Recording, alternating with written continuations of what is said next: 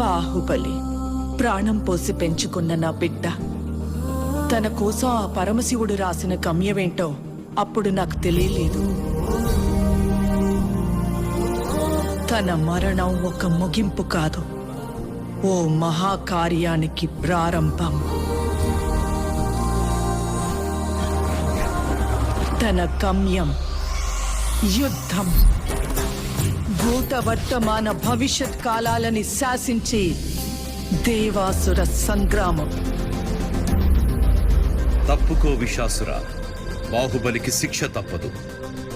సోదరా ఇంద్ర, నీకు బాహుబలి కావాలంటే నన్ను గెలిచి తీసుకో.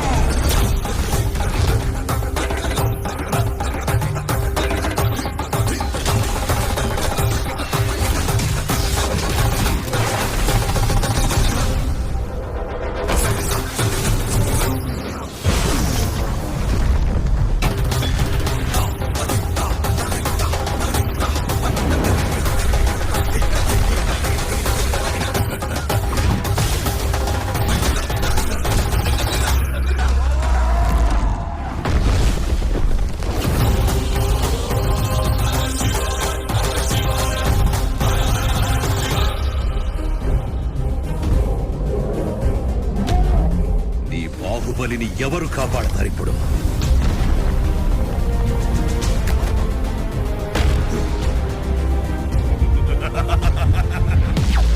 జై మహాకాల. అది అదే ప్రశ్న ఇంద్ర, ఇప్పుడు నిన్నెవరు కాపాడతారా అని.